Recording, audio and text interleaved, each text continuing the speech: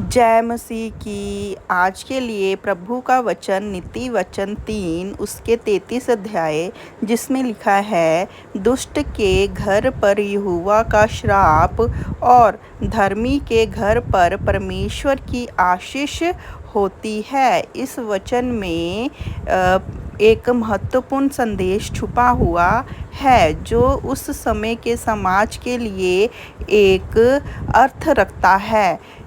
इसे समझाने के लिए हमें पहले दुष्ट और धर्मी के अर्थ को समझना पड़ेगा कि हमें समझना पड़ेगा कि बाइबल में धर्मी किसे कहा गया है और दुष्ट किसे कहा गया है। फिर हम इस वाक्य के अर्थ को जान सकते हैं। सबसे पहले जो हम दुष्ट शब्द है उसके बारे में पढ़ते हैं। दुष्ट शब्द का अर्थ है वह व्यक्ति या वह समूह जो न्याय का उल्लंघन करता है, मतलब कि जो प्रभु की नीतियां हैं उसमें नहीं चलता, जो प्रभु के दिखाए हुए रास्ते हैं उसमें नहीं चलता, उन चीज़ों का उल्लंघन करता है। यह व्यक्ति का समूह जो अपने अधिकारों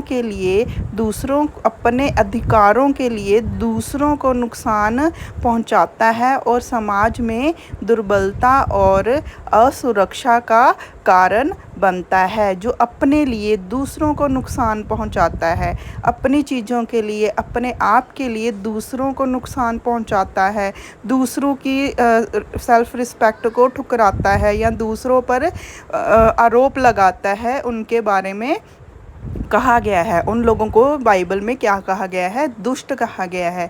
और दूसरा है धर्मी। इस व्यक्ति का समूह इसको ठहराता है जो न्याय का पालन करता है, जो सच्चाई ईमानदारी के साथ साथ अपने जीवन को बिताता है।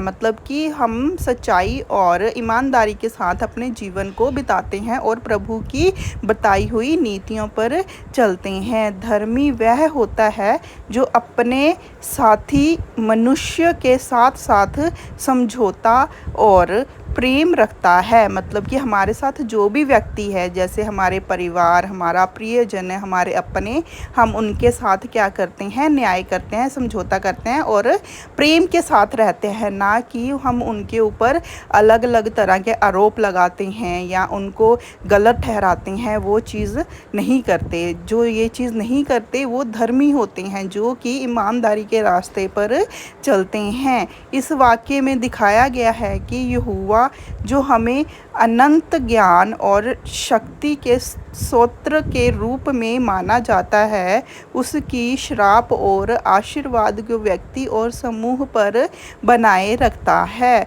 तो यहोवा क्या है? हमारे ऊपर अपने श्राप और हमारे जो काम है उसको देख के हमारे ऊपर श्राप और हमारे ऊपर आशीष, मतलब अपने आशीर्वाद को बनाए रखता है। दुष्ट के घर पर श्राप होता है और उसका मतलब यह है कि व्यक्ति या समूह जो अन्याय करता है उसे प्राकृतिक और आध्यात्मिक दंड मिलता है।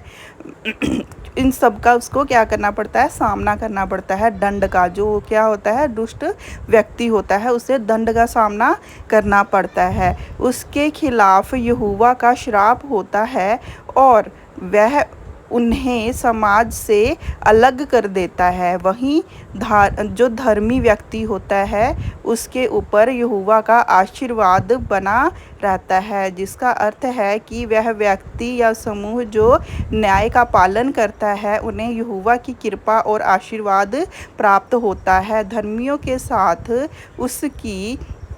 उसकी संगति होती है और वह उन्हें सदैव सहारा और अपना समर्थ प्रदान करता है। इस वाक्य में एक और महत्वपूर्ण संदेश है जो बताता है कि